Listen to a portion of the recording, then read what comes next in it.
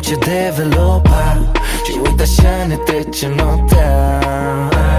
Și patul face scârt, ce-am eu nu vezi la altcineva.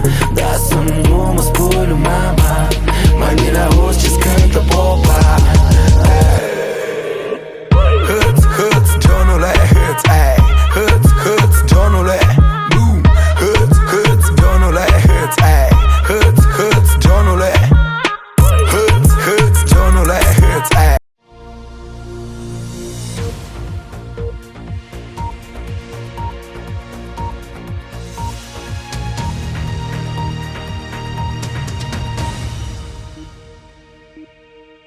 Bună seara România, bună dimineața București, sunt Lucian Ivanov și bine v-am găsit în această seară excepțională la podcastul nostru de dimineață. Îl avem ca invitat special pe domnul Stescu, bine v-am găsit domnule.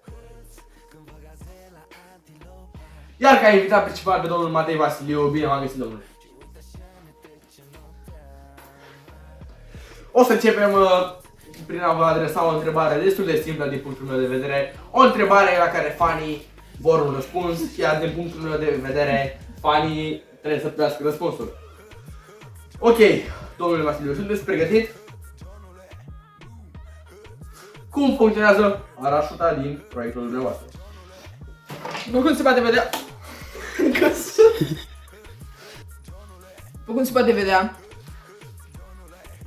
l-avem pe Luci și Luci care poartă un ghiozdan. Luci nu se simte bine. Luci se aruncă de la etajul 2. Cu ajutorul parașutei, Luci când cade, nu mai moare. Mulțumesc. Domnule Vasiliu. Parașuta este o invenție revoluționară. Am reușit să salvez un ou care a fost aruncat de la balcon. A fost incredibil. Mulțumesc. Haideți dumneavoastră. Mulțumesc domnule Vasiliu pentru răspuns la prima întrebare. Vom continua acum cu a doua întrebare la care sper să-mi răspundeți foarte explicit și argumentativ. De unde ați luat oul?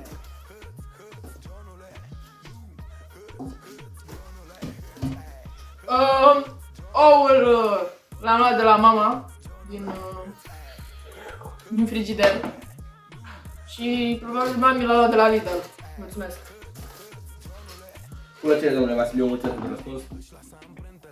Acum, o întrebare destul de complexă din punctul meu de vedere, însă în opinia mea, fanii trebuie să știe ce v-a determinat să alegeți acest mirobolant proiect la ora doamnei de fizică, Georgiana Holban, o femeie excepțională. Păi, m-a determinat sora mea, care anul trecut a făcut la fizică